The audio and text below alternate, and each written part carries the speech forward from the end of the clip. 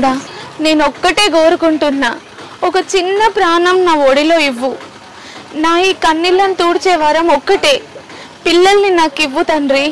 ప్రతి రాత్రి నా గుండె పగిలిపోతుంది అమ్మ అని పిలిపించుకునే పిలుపు కోసం. ఈ సమాజం నన్ను గొడ్రాలు గొడ్రాలు అని అంటా ఉంటే నా పంచ ప్రాణాలు పోతున్నాయి తండ్రి. నన్ను తల్లి అనిపించే వరం ఇవ్వు తండ్రి. ఈ జీవితానికి ఇంకేం అవసరం లేదు. నా ఇంటి లోపల పసిబిడ్డ నవ్వులు వినబడాలి. రాత్రి పగలు నీ పాదాల దగ్గర వాలుతున్నా, ఒక్క మాట అడుగుతున్నా, నాకు పిల్లల్నివ్వు తండ్రి. నా భర్తకు వంశం లేకుండా చెయ్యకు. గొడ్రాలు గొడ్రాలు అనే మాట నా నుదుటి మీద నుండి తుడిచేయి తండ్రి. నా భర్తకు వంశం లేకుండా చెయ్యకు తండ్రి, చెయ్యకు.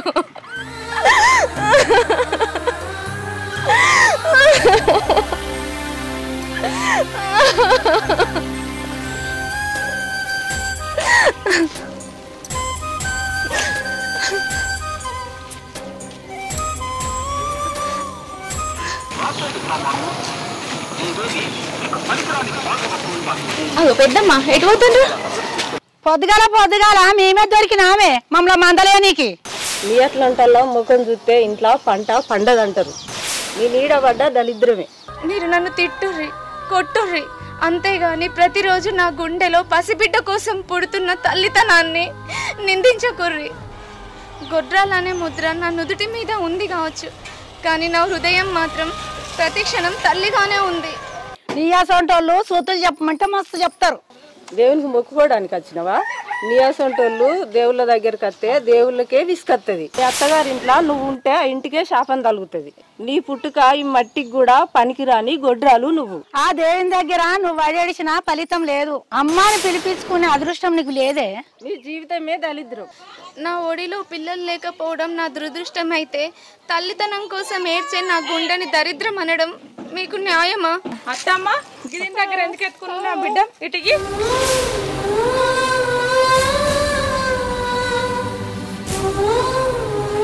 మీరు నన్ను అట్లా అంటా ఉంటే నా గుండె పగిలిపోతుంది. అయినా పిల్లలు లేకపోవడం నా పాపం కాదు, ఆ దేవుడు నాకు పెడుతున్న పరీక్ష.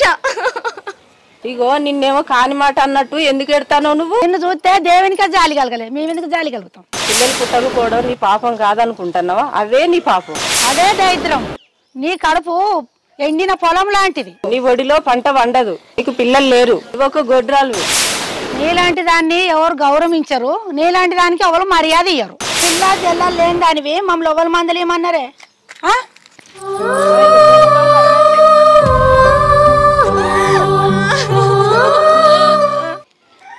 పొద్దునానంగా వేయింది నా గొడ్రలు కోడలు గణపయ్యకు దండం పెట్టుకుంటాని. ఇంక ఇల్లు చేరిందో చేరలేదో. ఏమైందే దర్వాజ కడ్డం కూర్చొని ఏడుతాను? ఏడుపు కొట్టుదానా? ఎందుకు ఏడుతానవే?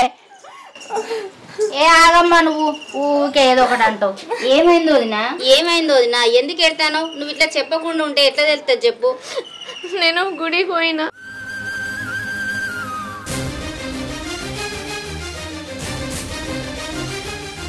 దేవునికి దండం పెట్టుకోవడానికి చక్కగా ఇంటికి రాక వాళ్ళ దగ్గర వీళ్ళ దగ్గర ఎందుకు కనబడతావే? గొడ్రాలు దానా? నల్ల ముఖం పెట్టుకొని అందరి దగ్గర పోయి మందలించుకుంటుంటే అవసరమానే? అసలే గొడ్రాలు అవి నువ్వు. ఏ ఊకో అమ్మా, ఏం మాట్లాడేది తెలియదు నీకైతే. ఊక వదినా, నువ్వు ఏడవకు వదినా.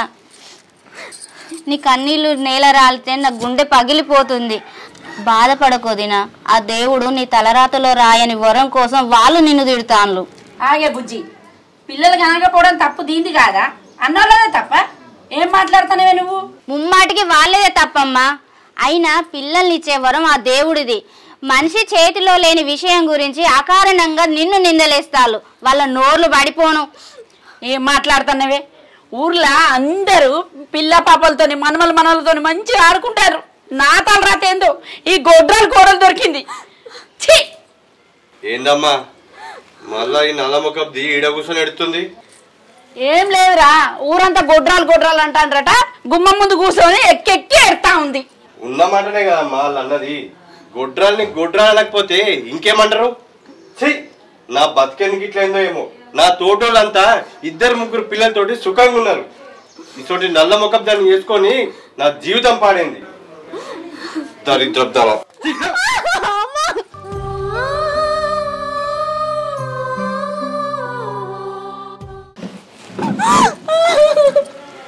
ఇక ఏడుతూ కూర్చున్నది.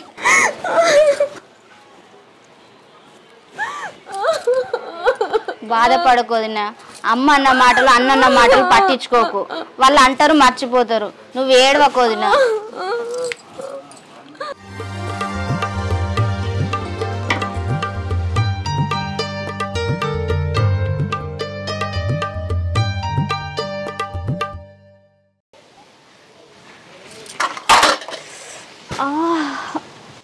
అయ్యో వదినా, ఏమైంది?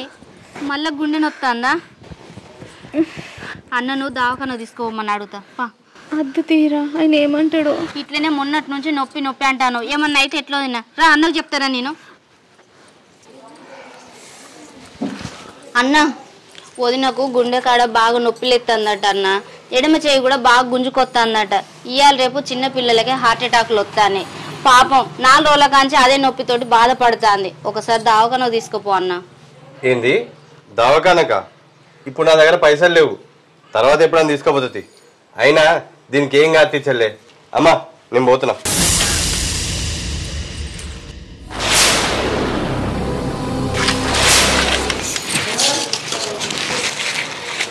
నన్ను దవాఖానకు తీసుకుపోనంటున్నావు. తీసుకుపోకు, కానీ గిన్ని పైసలు ఏడికి తీసుకుపోతున్నావు అయ్యా? ఏంది నేను ఏడిపోతున్నా ఏం చెప్తున్నా అన్ని నీకు చెప్పాలని నాకు అనిపించాలి, అంతేగాని చెప్పించుకునే అర్హత నీకు లేదు. ఒక్క బిడ్డకి జన్మనియలేకపోతున్నావు. ఏం జన్మననేది? ఇంకా నీకు ఈడిపోతున్నా ఆడుకోతున్నా అని చెప్పాలా? ఏందన్నా ఏం మాట్లాడతానో నువ్వు? నా భర్త దుబాయ్లో ఉండడం వలన నేను నా పిల్లలు ఇక్కడ ఉండి ఈ దారుణాలన్నీ చూడాల్సి వస్తుంది. అయినా ఇవన్నీ నీకు ఎవరు నేర్పిస్తారు? చి, దవాఖాన తీసుకుపోతే అయిపోయేది కదా. ఎంత బాధపడుతుంది. నేనెందుకు ఇట్లా మాట్లాడుతున్నా అని నాకు తెలుసు చెల్లే. 10 మందిలా తిరుగుతున్నా, తలా ఒక మాట అంటే తల తీసేసినట్టు అవుతుంది. అయినా ఇవన్నీ మీకు చెప్తే అర్థం కాదు. కడి ఆగురి, పొద్దున్న నుంచి ఏం తినలేదు. బుక్కడంతా బువ్వ తినిపోర్రి. బువ్వనా? కడుపు నిండా నువ్వే తిను. అమ్మా నాకు పని నేను పోయేస్తా. నొప్పులు తీసి ఒక బిడ్డని అంటే చాదనైతే గాని పనికిరాని నొప్పులు అయితే బాగా నీకు. వాళ్ళ మాటలు పట్టించుకోకు. ఏడవకోదినా, ఏడవకు, ఊకోదినా. వాళ్ళు ఇవాళ కాకపోతే రేపైనా మారుతారు. నిన్ను మంచిగా చూసుకుంటారు. బాధపడకోదినా. ఇంకా వస్తలేడు. నన్నేమో తొందర రమ్మన్నాడు.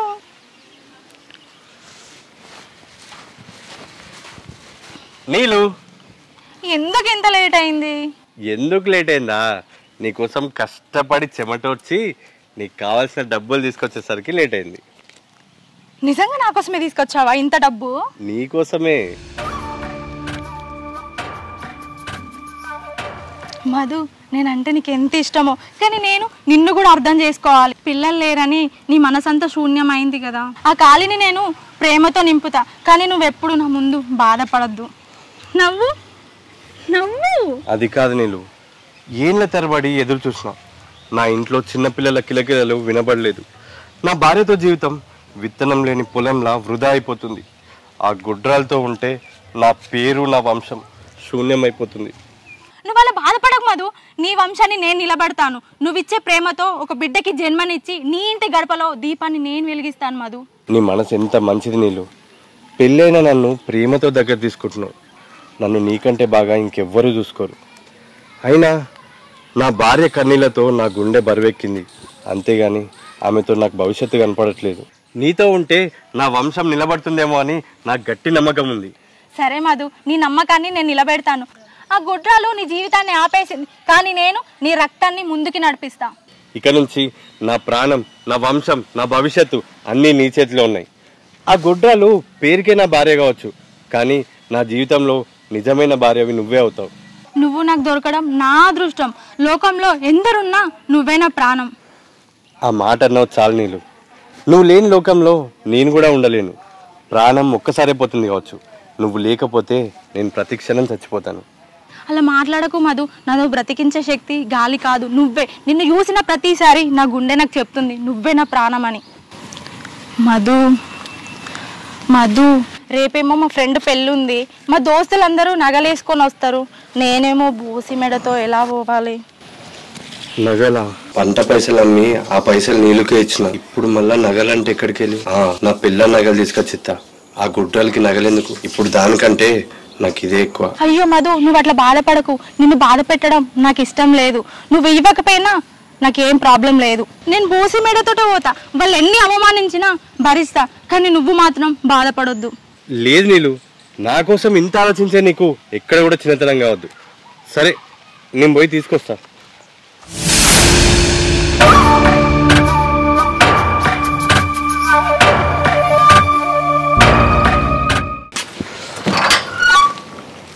అమ్మో, ఇప్పుడు దీన్ని నగలు అడిగితే ఏమంటారో ఏమో. ఏమంటది? 4 ఉతికైనా సరే దాని దగ్గర నగలు తీసుకోపోతా. బిందు బిందు, మన పెళ్లిలా మీ అమ్మ వాళ్ళు ఎట్లా నగలు తీసుకురాపో. ఇదేంది, నగలు అడగంగానే తీసుకొచ్చిస్తుంది? ఎందుకని అడగవా? మీరు తెమ్మన్నారు కదా, అందుకే తెచ్చిచ్చిన. ఏదో ఫంక్షన్ ఉందన్నావుగా, వేసుకోవా? ఆడవాళ్లకు నగలు వేసుకోవాలని ఉంటది, కానీ ఇప్పుడు నీకు ఏ కట్టం వచ్చిందో ఏమో నాకు తెలియదు. నీ కట్టం కింద ఈ నగలు వేసుకొని మురిపించుకోవాలని నాకేం లేదు. మరి నిన్న అక్కడ ఎవరన్నా అడుగుతారు, అడిగితే ఏదో ఒకటి చెప్తలేండి. అయినా అందరి ముందు నేను నగలు పెట్టుకొని అందంగా మెరవకపోయినా నన్ను నీ హృదయంలో పెట్టుకున్నావు. అదే నాకు పెద్ద ఆభరణం. నా మెడలో నీ పేరున్నంత వరకు నాకే నగలద్దయ్యా. నీ ప్రేమే నాకు ఆభరణం. నీ పక్కనుంటే చాలు, అదే నాకు గర్వం. సరే సరే, అమ్మ ఉన్న చెల్లి ఎక్కడున్నారు? అక్కడ పూలు తెంపుతున్నారు. సరే, నువ్వు లోపలికి. అమ్మా, ఈ పూలన్నీ మాలో గుచ్చి దేవునికి రేపు వేద్దాం పటానికి. అన్నయ్య, నూనె ప్యాకెట్ ఎడబెట్టింది అడుగుతా. అత్తమ్మా, నేను మళ్ళా పెళ్లి చేసుకుందాం అనుకుంటున్నా. అమ్మా,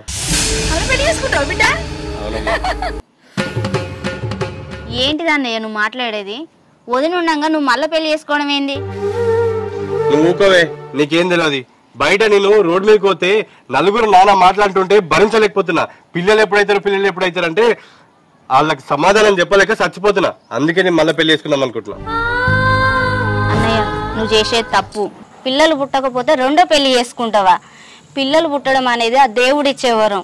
నీ భార్య గౌరవాన్ని, నీ భార్యను కాపాడుకోవడం నీ కర్తవ్యం. పిల్లలు లేకపోతే నీ జీవితం ఏం ఆగిపోదు అన్నయ్య. అదే నువ్వు రెండో లగ్గం చేసుకుంటే వదిన జీవితం చీకటైపోతుంది. నిన్ను నమ్ముకొని తను ఎన్నో కలలు కన్నది. అలాంటిది ఆమె కన్నీళ్లు చూసి ఆ దేవుడు సంతోషిస్తాడా? పిల్లలు లేకపోవడం పాపం కాదురా, మనసు లేకపోవడమే నిజమైన పాపం. ఏంది, ఏం మాట్లాడుతున్నాయి? నా కొడుకు జీవితం మొత్తం పిల్లలు లేకుండా ఉండాలనా? భార్యతోని బంధం బాగానే ఉంటుంది, కానీ నా కొడుకు వారసుడు కావాలి కదా, నా వంశం నిలబడాలి కదా. పిల్లలు లేకుండా జీవించే జీవితం ఒక జీవితమేనా అనే మాది. అందు గురించే నా కొడుకు తీసుకున్న నిర్ణయం కరెక్ట్ గా తీసుకున్నాడు. ఇగో చెల్లె, నువ్వెన్నైనా చెప్పు, నేను రెండో పెళ్లి చేసుకుంటున్నా. నువ్వెంత అడ్డుకున్నా నా నిర్ణయం ఇదే. అన్న, నేను నీ తోడబుట్టిన దాన్ని, కానీ నీ మనసులో ఇంత క్రూరత్వం ఉందని ఊహించలేదు. పిల్లల కోసం నిరపరాధైన నీ భార్య బ్రతుకుండగానే దాన్ని చంపేస్తానో కదరా. అన్న, నీ భార్యను పిల్లలు పుట్టించే ఒక యంత్రంలా చూస్తాను. పిల్లలు పుట్టలేదని నువ్వు రెండో లగ్గం చేసుకుంటే ఆ పాపం నీకే కాదు, నీ వంశానికి కూడా తగులుతుంది. గుర్తుంచుకోరా. పిల్లలు పుట్టకపోతే నీ వంశం ఆగిపోతుందేమో గాని మానవత్వం లేకపోతే మనిషి అనిపించుకోవు. ఇగో చెల్లె, నువ్వెన్నైనా చెప్పు, నేను మాత్రం రెండో లగ్గం చేసుకోవడం ఖాయం. దానికి ఈ విషయం నేను కూడా చెప్పచ్చు, కానీ నా నోటితో చెప్తే దానికి గుండె పగిలిపోతుందని మిమ్మల్ని చెప్పమంటున్నా. మీరే ఎట్లనే చేసి దాన్ని ఒప్పిది. నేను మాత్రం రెండో లగ్గం ఖచ్చితంగా చేసుకుంటా. ఆయన ఉండమన్న చోటే ఉన్నా, మరి ఇంకా వస్తలేడు. అసలు వస్తాడా రాడా?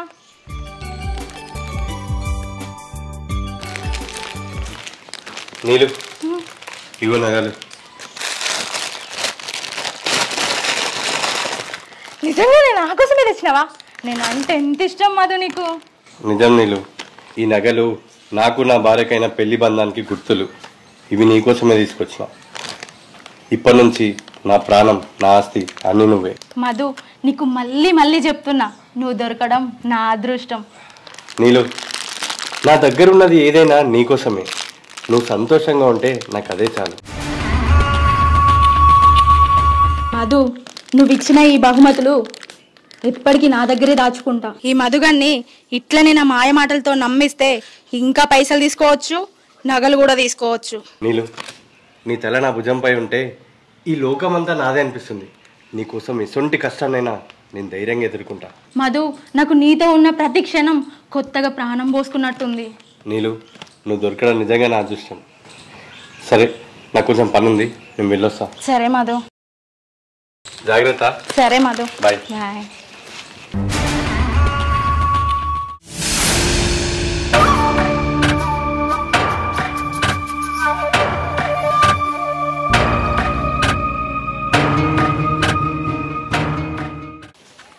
అయ్యో, నీలుని పెళ్లి చేసుకుంటాన్న విషయం మా అమ్మకి చెప్పిన. ఈ విషయం నీళ్ళకి చెప్తే ఎంత సంతోషపడుతుందో చెప్పొస్తా.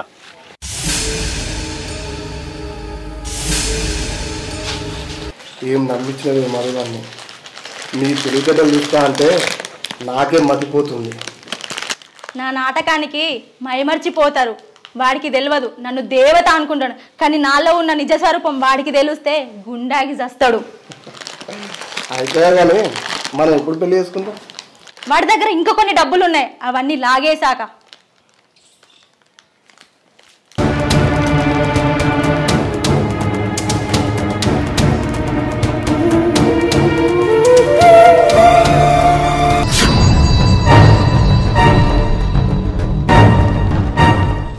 నీలు, నువ్వు నన్ను మోసం చేస్తావని నేను అస్సలు అనుకోలేదు. నిన్నొక దేవతలా చూసుకున్నా. నన్ను ఇంత మోసం ఎట్లా చేస్తావు? ఇన్ని రోజులు నాతో ఉన్నది, నాతో మాట్లాడింది అన్ని అబద్ధమేనా? అసలు నన్ను ఇంత మోసం చేయాలని నీకు ఎట్లా అనిపించింది? ఏంటిది, నేను నిన్ను మోసం చేశానా? మరి నువ్వు నీ పెళ్ళాన్ని చేసింది మోసం కదా. ఇక్కడ ప్రేమలు ఆప్యాయతలు ఏవీ లేవు, ఎవ్వరి అవసరాలు వాళ్ళయి. నువ్వు చేసిన మోసానికి నా గుండెని కోసి నా రక్తం తాగినట్టు అనిపిస్తుంది. నిన్ను నమ్ముడు నా తప్పే. నువ్వు నా దేవత అనుకున్నందుకు నాకు మంచి గుణపాఠం నేర్పించినవి.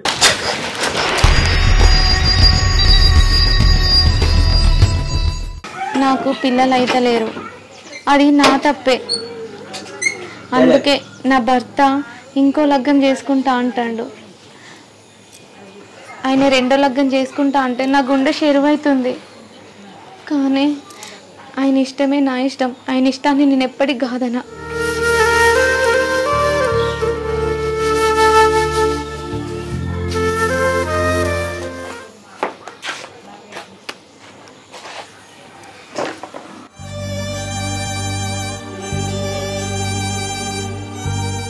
ఏందయ్యా గట్లున్నావు?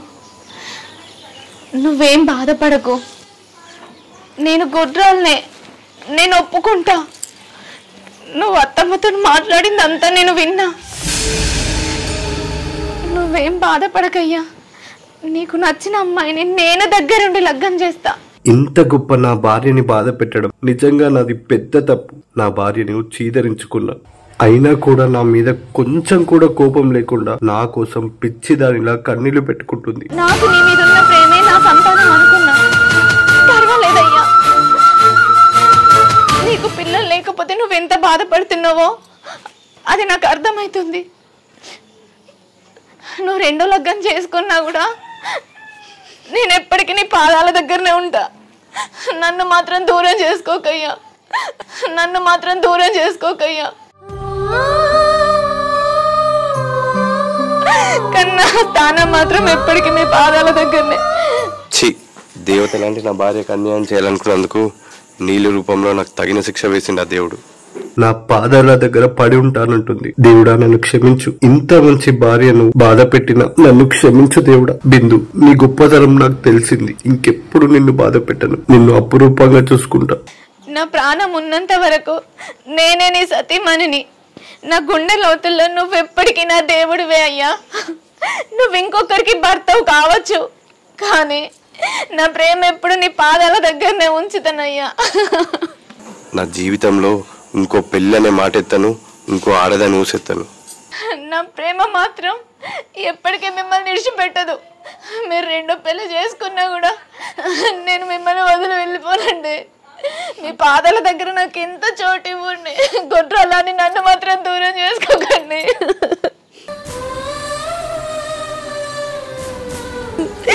నన్ను దూరం చేసుకోకండి, మీకు దండం పెడతా.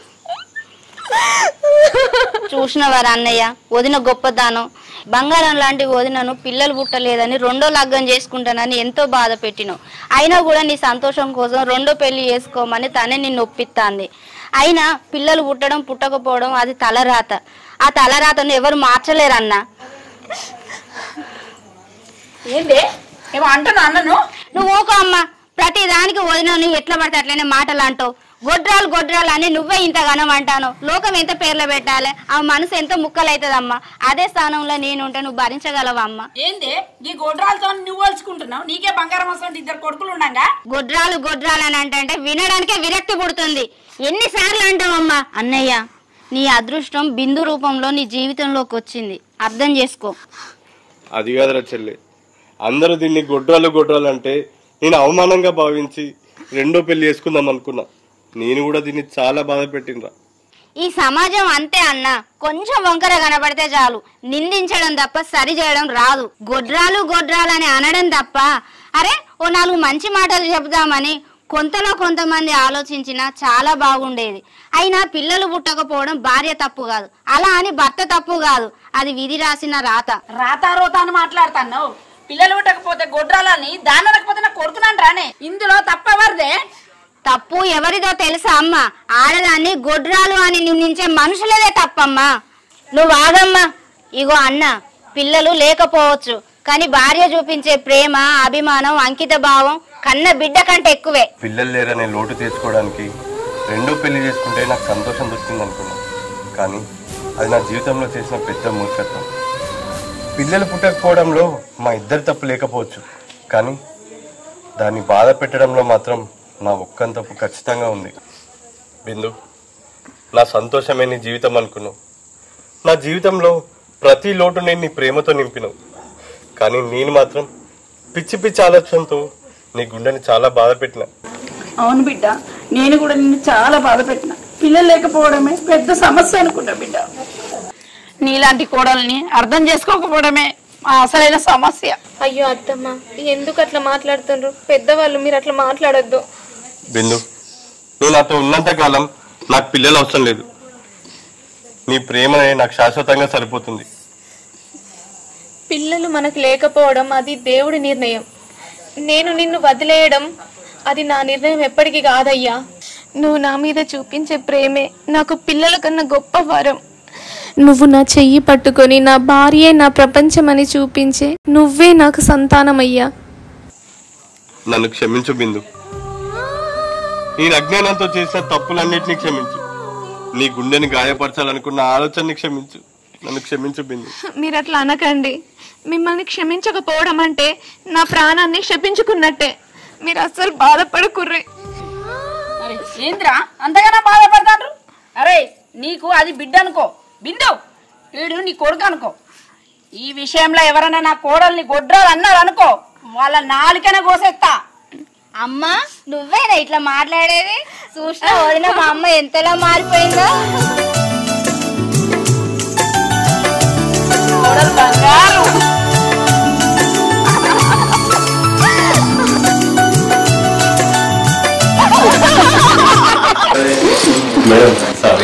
ఓకే ఓకే ఓకే, పర్లేదు. షూటింగ్ కదా.